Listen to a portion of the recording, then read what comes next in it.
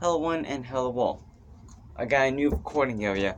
This one isn't going to be permanent because this is in my backyard that I'm moving out of. Okay. So, actually, all the hardcore fans remember this area as Aiden's Fort. Five Nights at Aiden's Fort 2. All the original fans remember that series. I hope. Put a lot of effort into it, okay?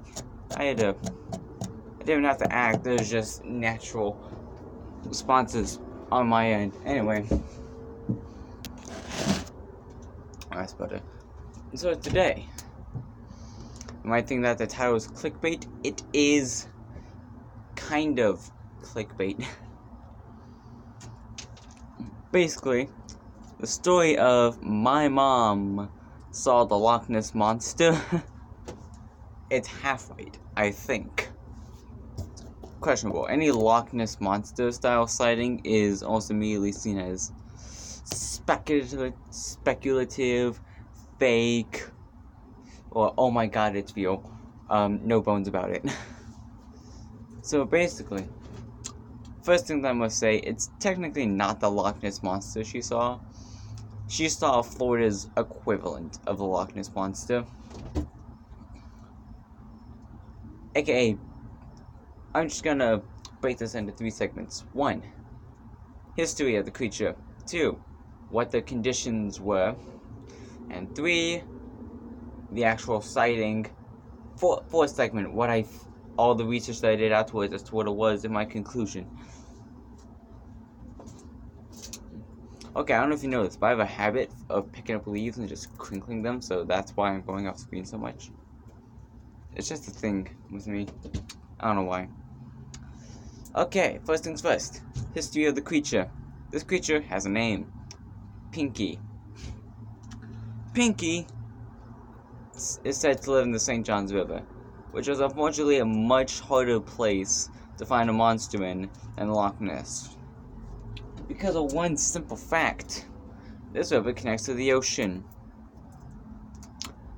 Fantastic, which means this thing can just up and leave whenever it feels like it. It's not a contained lake that I can continuously do, like, stuff in, you know? It's not a contained area. It is a river, a big one at that. So that doesn't help. But yeah, the creature in the St. Johns River called Pinky. There haven't been too many accounts of it. It made newspaper headlines once back in the 60s, 1960 something. I think it was 64, 65. It was the mid 1960s. And basically, what happened, here's the whole story, because there are not many stories. So the whole story goes like this. There are 4 scuba divers on a boat on the St. Johns River.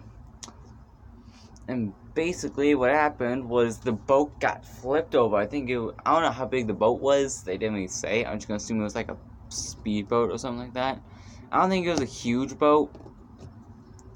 But the boat got flipped over. And 3 of the divers got eaten by something.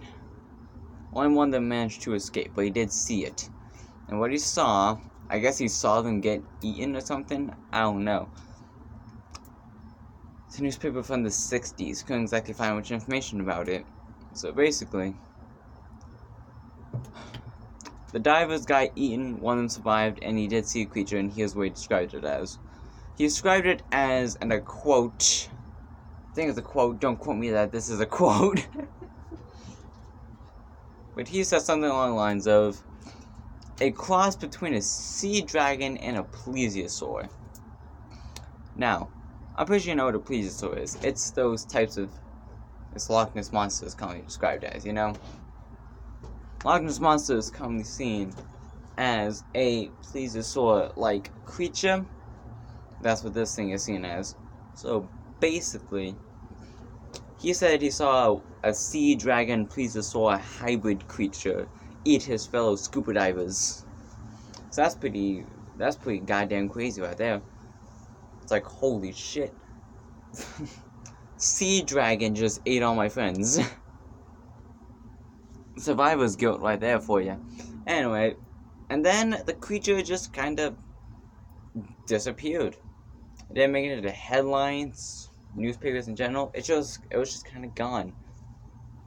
Just suspect. But then again, it's not as suspect as other creatures whenever they go on a hiatus, purely because of the fact that, again, there is the goddamn river that leads to the ocean. This thing can, if it is real, it can leave the river and go to the ocean. Where are you gonna find it then? How the hell are you gonna find it in the ocean? The ocean's pretty, mother flippin' big.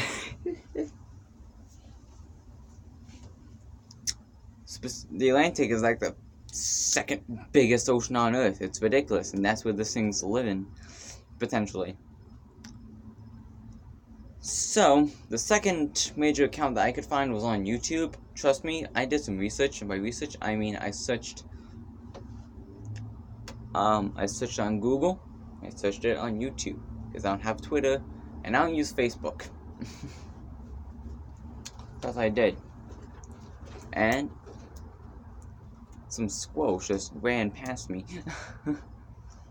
And basically, I can only find like a couple things. One of them was just like a couple walking across a bridge, talking about how they saw it. It was like a minute long, and the other one was a person describing an account. There's a squirrel again. Another person was describing a straight up encounter that they had with it. The person was, I believe, on the shore of the lake or something like that. Like on the shore of the lake, I think it was. It's a river. It's not a lake. It's a river. On the shore of the river. Sorry about that.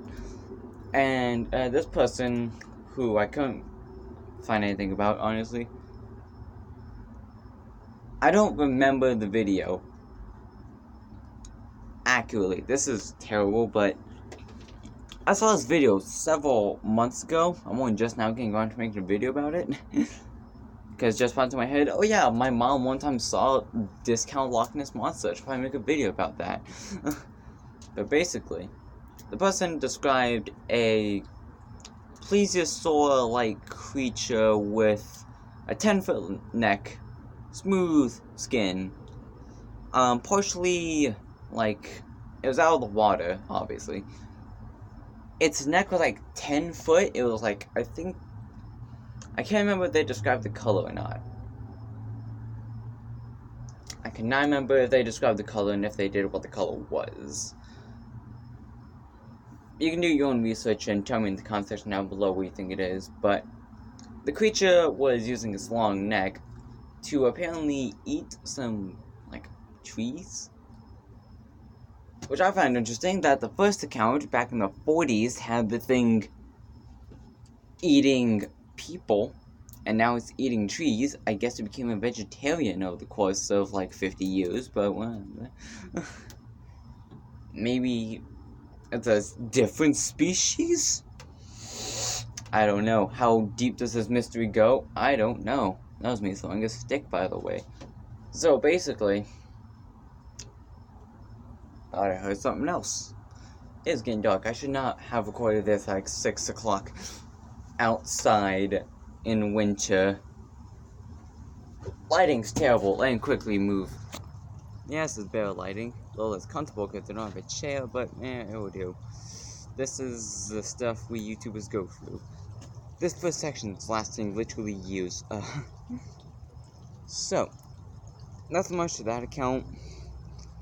It was, well, in terms of what the creature did, not what happened, but we did learn a lot about the creature itself based on eating habits, behaviors, and even a description of what the heck the thing looked like.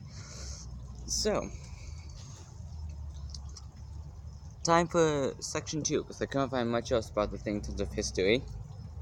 That is, section 2 is, to put it simply, what the day was like, what were the conditions, where was it, what time, stuff like that. So, it was the middle of summer, I believe. I believe it was June or July, something like that. And it was me and my mom. we were at the MOSH, or Museum of Science and History, right, in downtown Jacksonville. We were eating lunch. It was a clear day, barely any clouds, super sunny. So in other words, like, best conditions. Middle of the day, no clouds or obstructions, in summer. That's like the best possible scenario. Mom had a clear view of the river, because we were like 10 we were like 10 feet away from guardrails, stopping you from plunging into the river. We were eating at like a park bench, eating lunch. I was facing away from the river, unfortunately, because god damn it, I would have loved to see this thing. And Mom was facing towards the river. And basically, what she saw was a fin, a pectoral fin, so like the side fins that fish have. You got the dorsal fin on the back, the tail fins on the tail, and then you got the pectoral fins, which are like the arm ones. She saw what she said was a pectoral fin rise out of the water like that for a couple seconds, and then she also said that she saw air bubbles approximately 10 feet away from the fin, just like a second later. So we have fin rising out of the water as if it was sideways. Could have been a dorsal fin, but I didn't see it. It's hard to say. And sometimes a dorsal fin can look a lot like a pectoral fin. Like, shark dorsal fins do look kind of similar to their pectoral fins. Same with dolphins. So that's what she saw. Now, here's how she described the fin. She described it as 3 to 4 feet long, which is big. She said it was dark blue, almost black in color, and it was shaped sort of like a shark or a humpback whale. Oh crap. It was shaped like some sort of like shark, humpback whale, sort of like elongated, slightly pointy with a rounded tip. You know? It wasn't like a manatee dorsal fin where it's like a disc. So, that's really all I have to go off of. A fin rising out of the water that was 3 to 4 feet long and was shaped similar to that of a shark/humpback whale, sort of elongated with a little bit of a curve and a rounded tip. That's all I have to go off of, and air bubbles 10 feet away. So what I did was I researched creatures that could have potentially been in there. Also, we got my dad. His name's Eric. He has a YouTube channel called Eric Whitley's Works. Go check it out. And he was a professional diver. He was like underwater diver welder. He was also a limousine driver. that was a brief point in his life. But basically, he was an underwater welder professional diver. He went to dive school. He knows his stuff about underwater marine life. He said that it was potentially a manatee. Mom said it did not look like a manatee. Manatees are gray. This thing was, quote, dark blue, almost black. Not by colors. It wasn't any fish, we don't think. Based on the size and the fact that we were in brackish water. St. John's River is brackish. So that eliminates most big fish like marlins and sailfish and stuff like that. But it could have been a fish that we don't know about. If we ignore the air bubble side of the story, because that could have been a pure coincidence, what we saw for certain is a giant fin. So, essentially, I narrowed it down to either a shark, potentially another fish, and a dolphin. I eventually sort of ruled out those options because of the size and coloration, but they are still potential candidates. Because I didn't see the creature, I can't get any accurate measurements. All I got is my mom's estimation from a couple second glimpse. not the best sighting, not gonna lie. So, great, lions getting crap out here too. So basically, that's what we have to go off of. I found out about Pinky through via a book of mine called Marine Cryptozoology, I think it was called. It is a thick book. And when I went to the index at the back, it was just saying a ton of other, it was just describing a ton of different lake, river, just aquatic monsters. And we found Pinky. Jacksonville, Florida. Well, it just has St. John's River Pinky. We're like, ooh, maybe that's it. And that's how we found out about Pinky and came to this conclusion. Someone's coming to the backyard. So yeah, we're just gonna say it's Pinky for now. It could be something else. If any of you know, you can leave a comment down below. Maybe link this to someone like Trey the Explainer. I don't know. Someone who knows a lot more about this stuff than I do, and then have them do research. Maybe they can figure it out. I don't know. If you can figure out what this thing was based on what I've said, you have 16 minutes of footage to work with for a description. If you can find out what it was, then you can leave a comment down below describing what you think it was. You can also leave a like or subscribe if you feel like it. And until next time, I'll see you later, buddy. Bye-bye.